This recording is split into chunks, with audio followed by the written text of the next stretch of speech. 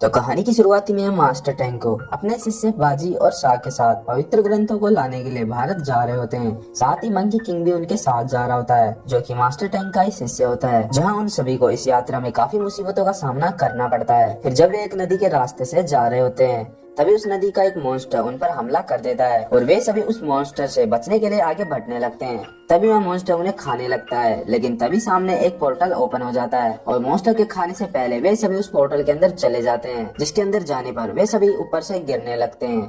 तभी master tank को एक खूबसूरत लड़की दिखाई देती है, जो एक पहाड़ पर लटक रही होती है। मास्टर उस लड़की को देखकर काफी प्रभावित हो जाते हैं। तो वह लड़की भी उनके साथ पहाड़ से नीचे गिरने लगती है। वहीं उस लड़की का हिरण उसे गिरता हुआ देखकर उसे बचा लेता है और मास्टर टैंक को भी मंकी किंग बचाकर नीचे ले जाता है। वहीं वह लड़की उनसे पूछती है कि क्या आप इंसान हो, तो वे उसे हाँ कहते हैं। अब यह जानकर वह वहाँ से मुस्कुराते हुए वहाँ से चली जाती है। तभी हम देखते हैं कि वह लड़की एक राज्य के अंदर जा रही होती है। दरअसल वह एक ऐसा राज्य होता है जहाँ केवल औरतें ही रहा करती हैं। यहाँ तक कि इस राज्य में काम करने वाले से लेकर सेनापति तक सभी महिलाएं होती हैं। जहाँ हमें पता लगता है कि वह लड़की इस राज्य की रानी है और वह अपनी दासियों के पास जाकर उन्हें बताती है कि उसने आज 4 आदमियों को देखा है, लेकिन वे उसकी बात पर यकीन नहीं करते हैं। तभी हमें पता लगता है कि बहुत समय पहले इस राज्य को बाहरी दुनिया से अलग कर दिया गया था, इसीलिए किसी ने भी वहाँ आदमियों को नहीं देखा था। जिसके बाद रानी अपनी लाइब्रेरी में जाती है, जहाँ वो अपनी सारी किताब को पढ़ने लगती है। उस किताब में लिखा होता है कि आदमी जहरीले होते हैं।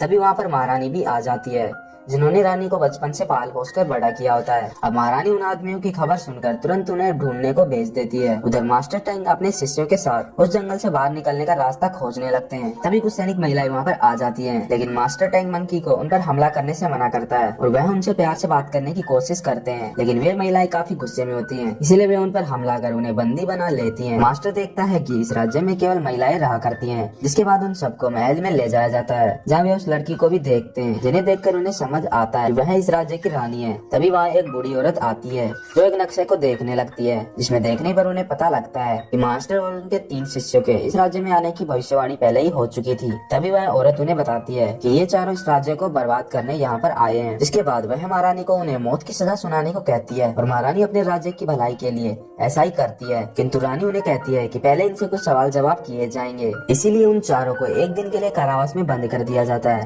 तब मंकी किंग मास्टर से कहता है कि वह अपनी सुपर पावर का यूज कर यहाँ की सभी औरतों को हराकर वे यहाँ से जा सकते हैं, लेकिन मास्टर मंकी किंग को बताता है कि वे औरतों पर हमला नहीं करेंगे। जिसके बाद वे जेल का लॉक तोड़कर वहाँ से भागने लगते हैं। तभी महल की और रानी अपनी दासियों के साथ आ जाती है, लेकिन जैसे वे गेट के पास आती है, तभी मंकी किंग अपनी पावर्स का यूज कर गेट को खोल देता है, जिसकी वजह से गेट से टकराने के कारण वे सभी वहीं पर बेहोश हो जाती है और मास्टर अपने शिष्यों के साथ वहाँ से उड़कर चला जाता है। लेकिन एक इनविजिबल दीवार उन्हें ऐसा करने से रोक लेती है। वह दीवार इतनी मजबूत थी कि मंकी किंग भी उसे नहीं तोड़ सकता था। तब मंकी किंग मास्टर को बताता है कि उन्हें रानी की हेल्प लेनी चाहिए और वह इसमें उनकी हेल्प कर सकती है। जिसके बाद वे सभी वापस जेल में पहुँच जाते हैं। फिर जब रानी को होश आता है, तो वह जेल के अंदर जाकर उनसे सवाल जवाब करने लगती है। तब मास्टर को वह बताती है कि वह उससे प्यार करती है, लेकिन मास्टर उसे कहता है कि वह किसी से भी प्यार नहीं कर सकता है, क्योंकि वह एक मोंक है। जब मास्टर रानी को अपनी जर्नी के बारे में बताता है, तब मंकी किंग वहां आकर रानी को यहाँ से निकलने का रास्ता पूछता है। तब रानी उन्हें कहती है कि वह उनकी हेल्प जरूर करेगी। अगले दिन चारों को लटकाकर मौत की सजा सुनाई जाती है। तब रानी वहां आकर उन्हें बताती है कि उसने असली तीरों की जगह नकली तीर रख दिए हैं, इसीलिए उन्हें मरने का नाटक करना होगा। जिसके बाद जब महारानी के कहने पर उन पर तीर चलाए जाते हैं, तब वे सभी मरने का नाटक करते हैं, लेकिन मास्टर ऐसा नहीं कर पाता, क्योंकि उसे किसी को धोखा देना नहीं सिखाया गया था। तब शाह बड़ी चालाकी से एक पत्थर मारकर मास्टर को बेहोश कर देता है। जिसके बाद उन सभी को नदी में फिकवा दिया जाता है। फिर रानी उन सभी के पास पहुंच जाती है और वह उन्हें एक ऐसी जगह ले जाती है जो उस राज्य की सबसे पवित्र जगह थी। और रानी उन्हें बताती है कि वह भी इस राज्य से बाहर निकलने का रास्ता नहीं जानती है।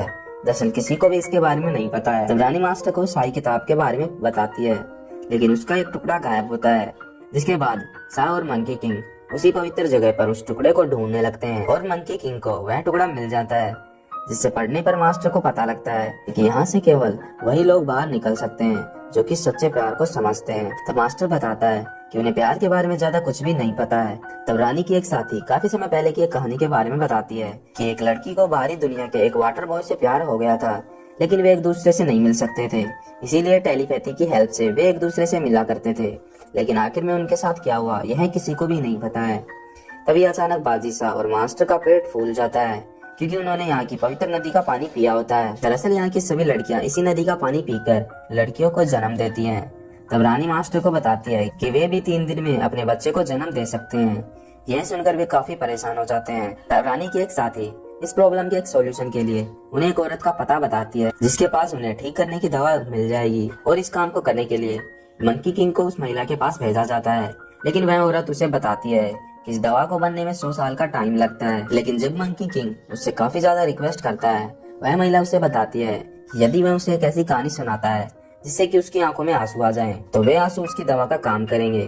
जिसके बाद मास्टर किंग उसे बताता है कि बहुत टाइम पहले मैं काफी बुरा आदमी था और उसके बाद उसे मास्टर टैंक मिले, जिन्होंने उसे अपना शिष्य बनाया। और तब से उसने वादा किया कि वह मरते दम तक अपने मालिक की रक्षा करेगा। यह सुनकर वह महिला काफी इमोशनल हो जाती है और जैसे ही उसकी आंखों से आंसू गिरते हैं, वह उसे सेव कर लेता है। जिसके बाद वह उसी जगह जाता है और वह उन सभी को वह दवा पिलाकर ठीक कर देता है। तभी एक छोटी लड़की मास्टर और रानी को एक साथ देख लेती है।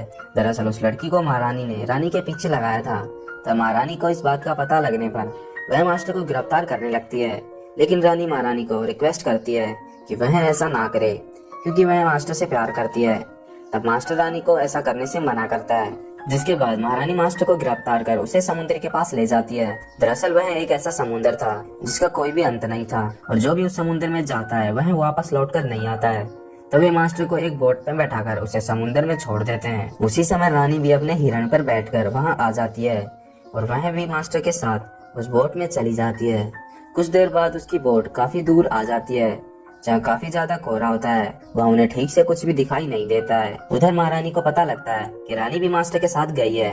तब वह काफी ज्यादा परेशान हो जाती है, क्योंकि रानी के बिना उनका राज्य नष्ट हो जाएगा। जिसके बाद महारानी मंकी किंग के पास जाकर उन्हें सब कुछ बता देती है और वह उसे रानी को बचाने को कहती है।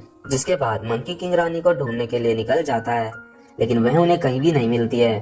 फिर जब रानी को वहाँ पर प्यास लगने लगती है, तब वह समुद्र के पानी को पीने लगती है। लेकिन मास्टर ऐसा करने से मना करता है, क्योंकि इससे उसकी जान भी जा सकती है।